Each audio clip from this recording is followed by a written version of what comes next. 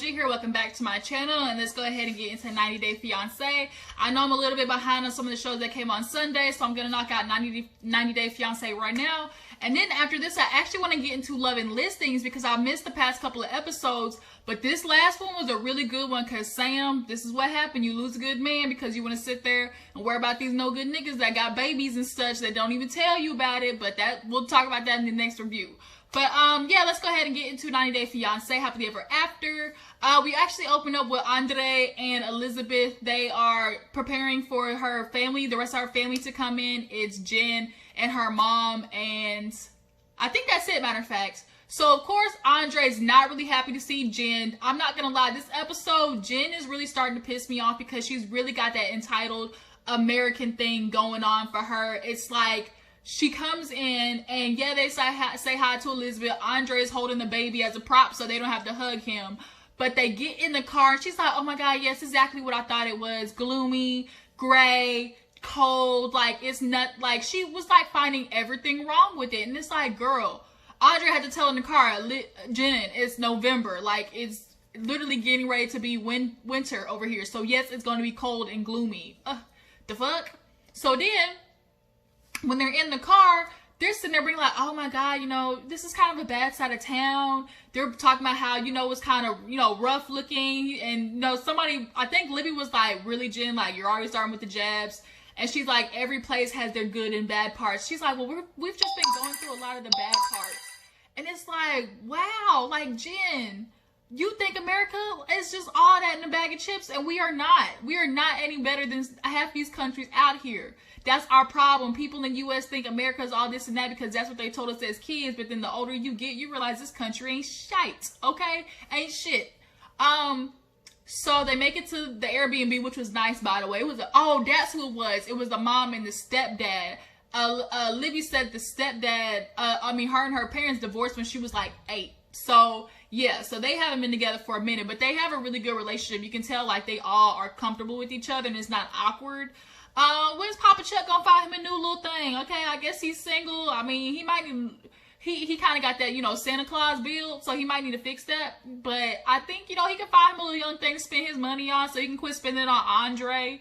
So they make it to the Airbnb. Of course, his mom, Andrei's mom, prepared this whole feast of a meal because that's what she does. She's the typical, you know, Moldovan wife, and she made a whole spread. They get to the Airbnb, and of course they're happy. The moms are like greeting each other. It's good for the meantime. Andrei's keeping his cool because he knows he needs Chuck to pay for this wedding. So yeah, he's trying to keep it low.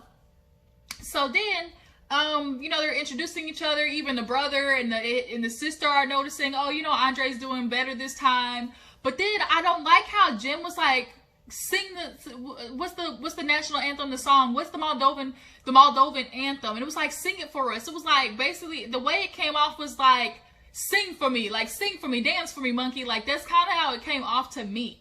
Like, he didn't have to sing it, but when he was like, no, she's like, no, sing it. And it was like, girl, why? Just because you said sing it doesn't mean I have to, but they end up doing it anyway. But in the meantime, then she like called, like, she was looking at the food, like, I get it, pig fat's weird, but don't, like, it's just rude because that's their customs. Like, the way they were just, especially Jen was super judgmental about everything. I don't like it. So then the next day, the parent, Chuck and Charlie actually end up telling Jen and the mom about the fight that had happened.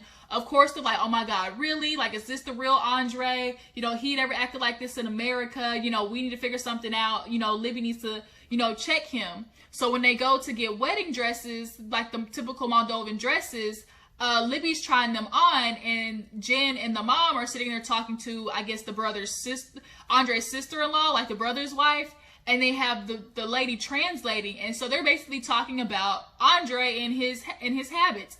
Apparently, the sister-in-law had been getting into it with Andrei too. She's like, yeah, we've had a couple of misunderstandings. Honestly, I don't know what Libby sees in him. So Jen was like, girl, we don't either. Like, what is it? And so now Libby's like, I can hear y'all. I'm in here. And they're like, look, we're just trying to figure something out because the way your husband is acting is not conducive to a relationship or, you know, him being in our family. And she had to check Jen and be like, I told him this already. I told him this already. Like, you're clearly not listening. I said it exactly like this, in this tone. I've talked to Andrei and told him he needs to get it together, point blank, period. And so Jen was like, okay. But you could just tell Jen, if you ask me, if Libby had not gotten pregnant by Andrei, I think she would not be having, she would have a little more incentive to leave him, because his attitude, it's just bad, y'all. It is bad. And to be a parent, deal with a man who stays at home playing video games all day, then has the nerve to sit there and be, you know, the man of the house because he's got a penis swinging between his legs and that's his tradition. Like, no, I'm sorry, nigga, you don't bring in no money, so you can't tell me what to do, because I pay the goddamn bills up in this house. So yeah, Andrei's a little heated with the family because they were kind of like coming after her. But she told them like, oh, you know, if Andrei didn't fix it, I told him like, if you don't get it together, like, we're not going to get married.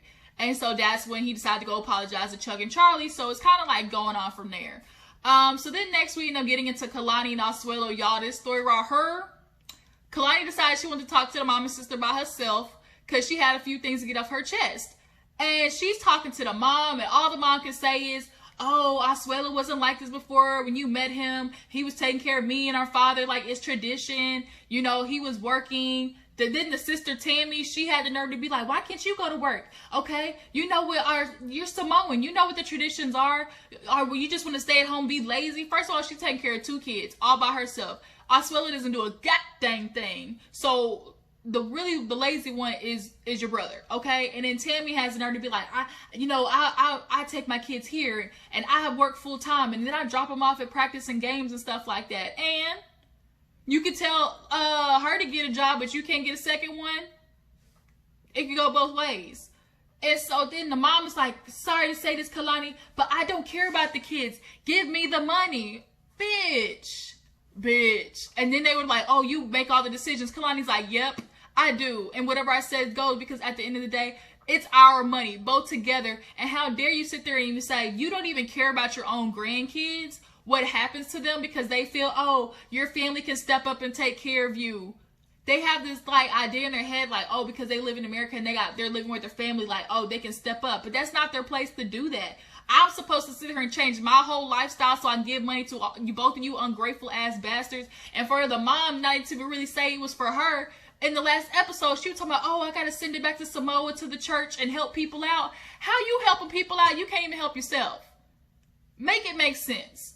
So then, literally, Kalani was like, this is crazy. Like, she literally said she does not care about my kids. The sister talking about, see, that's why I never liked you. You're too old. He needs somebody else. We didn't tell you to get pregnant. First of all, it took 50-50. Asuelu's partly responsible. And secondly, you don't like me. You don't care about me. You don't give a damn about my kids, but I'm supposed to be giving you money. Bitch, please. I wish Kalani would have dropped that sister, and the sister was running after her, talking about, I'm gonna beat you up the next time I see you. Kalani walked away like a thug, like a gangster, didn't even turn around. She walked off. So then she goes to talk to Asuelu and tells him how stuff goes, and he's shocked because he's like, oh my God, like it went from 0 to 100. Things went from bad to worse. They sure did. And what you gonna do about it? Because your family does not give a damn about you or your kids, okay? So Asuelu's like, what happened? She's like, your sister, you know, threatened me. She talking about, oh, I'm gonna beat you up. She's like, I'm letting you know, Asuelu, had your sister touched a molecule?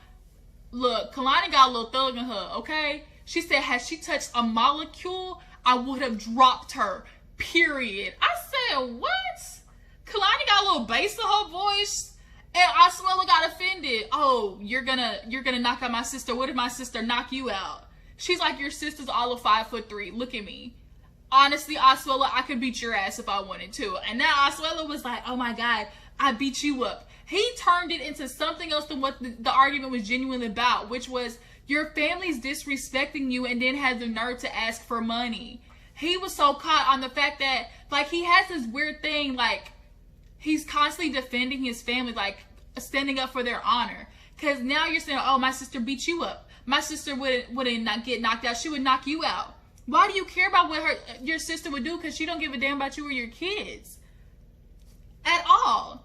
So then now Kalani's like, oh my God, like I'm with an immature ass man who can't even sit here and realize what's going on. Because he's so twisted and thinking oh, if I do for my family, they're going to love me more. They're going to treat me right. Oh, I'm going to stand up for their honor. They're going to appreciate it. Newsflash, Asuelu, your family does not give a dang about you. All they want is, like your mama said, the money. But your mom, I don't know why she can't get a job at 7-Eleven. They be hiring old ass bitches to work the cashier all the time. So then he calls Kalani like an effing ass. He loved using that. Oh, you're so fucking annoying. You're an asshole. All that type of stuff. And so she goes out there and is crying. And the sister, I can tell, like the sister said, the sister's like, I've been trying to be quiet. But the truth is, I know if I was in the situation, I know what advice you would give me. Don't feel obligated to stay because of the kids. And a lot of people do that. They will stay in a shitty ass marriage for the kids, and it's not healthy at all. Kids do not need to see an unhealthy relationship, because then you can't be a freaking good parent and a healthy parent when your relationship is in shambles. It just doesn't happen. And, you know, she's realizing, like, oh my God, I got with Asuelu. First of all, Asuelu, to me, he a little touched. Okay? That's just what I'm trying to say. You know, he just kind of, the way he talks sometimes, like his wheels are turning. And he just doesn't get it. Like, he just does not get it. And Kalani's realizing, like, I gotta change something, because I love him, but I'm starting to realize I'm loving him less and less every day. And I'm like, damn, like, it's time for you to go, Kalani. Especially while the kids are young and it's not going to affect them like that. So moving on, we got, oh my God, y'all, Larissa. Y'all, Larissa, all she wanted is Eric for his money. She said, oh, he's had a problem being cheapy. So she wants him to buy her face, her titties, her liposuction, everything. Eric wants to put it on a payment plan. He's like, what am I going to get out of it? He's like, I'm trying to make sure, like, you're just not trying to get all done up so you can be rub it all in Colt's face. That's what he said. Rub it all in Colt's face. And she's like, no, it's not for that reason. I mean, Larissa, what are you trying to get out of constantly getting all this plastic surgery done? And then secondly, you get all this money to get this plastic surgery. Why is none of that money going back to your kids? We have yet to see Larissa talk about her kids, getting her kids to America, how much money she's sending back to her family. All we keep seeing her talking about is materialistic, superficial stuff. And your parents are taking care of your kids. Like, you have no apartment, you have no job, you literally almost got deported because you domestically beating up people. You might need to reevaluate your life. And Eric, is anybody else getting that vibe from Eric? I know what I'm talking about, that vibe, you know, that vibe. Because I think he uses Larissa slightly. Because he knows with her, he's getting attention, the show. Like, something about Eric just gives me the icks, you know? But yeah, basically all she wants is money from him, and she's going to use him. I think she's determined, like, if I make myself look good, eventually one of these days, it's going to be an old rich man that's going to basically be my sugar daddy, because that's all she wants is money and somebody to take care of her. So moving on, in connection to Larissa, we have Colt. Colt has been lying to Jess because now Miss Debbie has decided she's going to invite Vanessa to stay in their house. What the fuck, Miss Debbie? What the actual hell were you thinking? I know what you were thinking. You wanted to fuck up your son's relationship with Jess. I get it, Miss Debbie. But I need you to find something to do with your time. Y'all see she got a little haircut. But she said Vanessa was like going through something, couldn't afford her apartment, or was she like going through a bad relationship? Why couldn't she stay with her family? Don't she got a sister, a brother, anybody she can stay with? Like, why does she have to stay at y'all's house? So Colt knows this and decides he's not going to tell Jess until she gets to America. Are you crazy? The girl just literally threw stilettos at you just for the fact that she heard you were talking to Vanessa. Now you live with the bitch and now you want her to stay in the same house with her? He's talking about, oh, you can stay in the room with me. Okay, the room with you is next to the room with Vanessa. And y'all supposed to wake up in the morning and have freaking egg quiche and bacon, egg, and cheese sandwiches and act like nothing happened? I am confused, Colt. How did Colt be getting all these women? Like, really? Like, really? He's built bad, okay? He's built like somebody's stepmama. Like, I don't get it. He's kind of using this newfound fame of his to get women, because he definitely wasn't getting none growing up, okay? So yeah, that's gonna be a failure. Miss Debbie, how about you go find you a man, somebody to occupy you your time. Ourtime.com is always, taking applications. They accept people 50 and up. And go find you an old man that has, a good old prescription of Viagra, so he can do some things to you, and you can forget about why your son is at home with you and y'all's 9 damn cats. Yeah, we need to figure that situation out. Moving on, Tanya and Sinjin, they need to break up. They need to break up because Tanya is stuck on this thing. How fair is it for me to wait for him? And how fair is it for him to, basically catch up to her speed? But Tanya, he's literally been giving you every single hint and saying he doesn't want kids. He doesn't know if he wants to have kids. He's, a fly by the seat of his pants type dude. Like, you're literally getting every single red flag and you're ignoring it for what? For what? You go to South Africa, he's acting different, literally talking about, I may never go back. And, America's not making me as happy as I wanted to. And he's drinking more when he's in America. And she's talking to the family. I guess they were having, some type of dinner. And it's like, she's crying and getting upset because Sinjin is not living up to her expectations. Go find you a man who does that, because she's like, he promised to go get a job, all this type of stuff. And he's talking about, I gotta wait on the green card. But she's like, no, you can still try all the stuff that you were sitting there saying that you wanted to do. But the thing is, he has all these bright ideas and these plans, but he doesn't execute them, which I can understand can be quite annoying. But okay, Tanya, you've been watching him do this for how many years y'all been together? If he's constantly doing that, stop wasting your time. You don't have that much time left to have kids. So drop this 0, get with a hero. The parents are literally like, Tanya, if you push too hard, he's not going to be receptive to that at all, period. And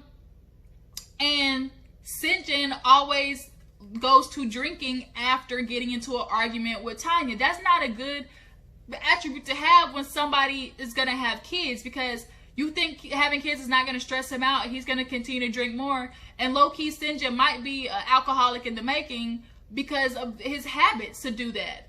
And he doesn't know when to stop.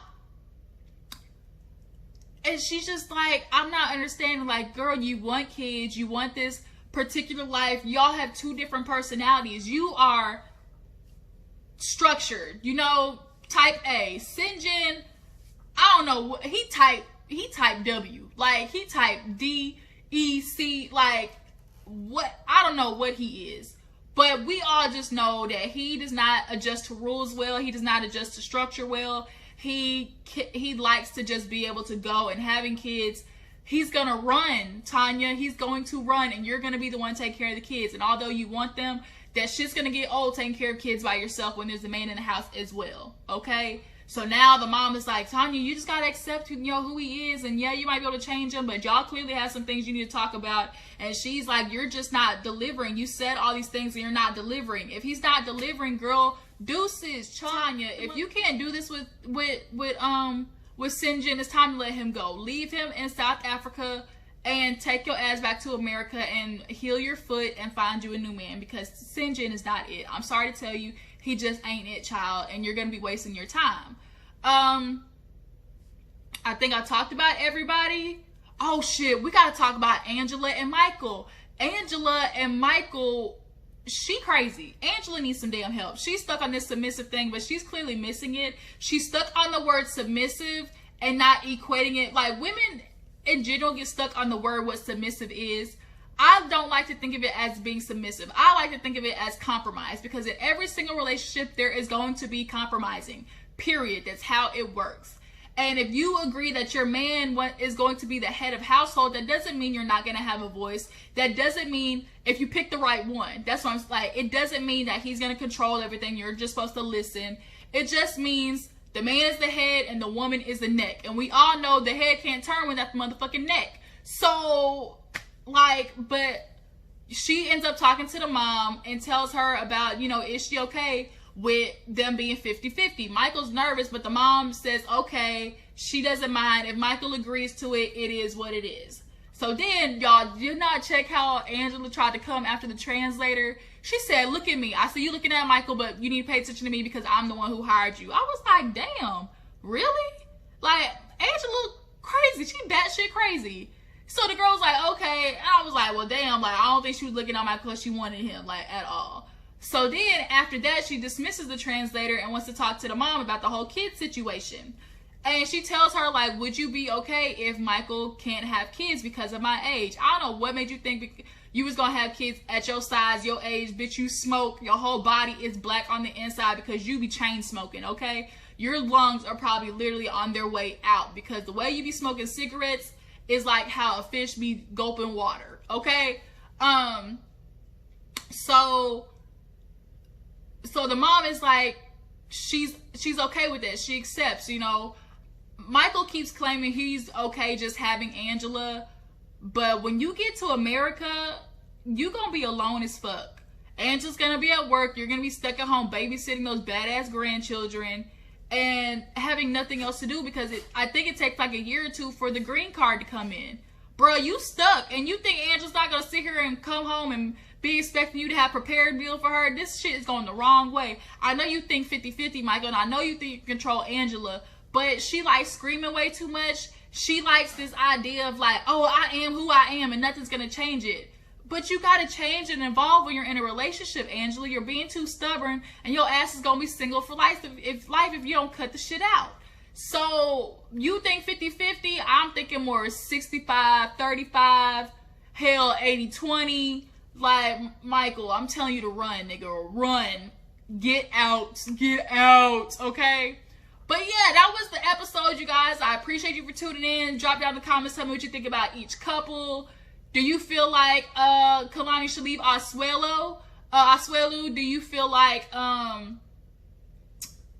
Colt should tell Jess about Vanessa before she comes to America or after? Wait. And Michael, do you feel like Michael is making the wrong decision by giving up the chance to have kids to be with Angela? Okay, I appreciate you for tuning in. Make sure you like this video, subscribe to my channel. I'll catch all you guys later, dude.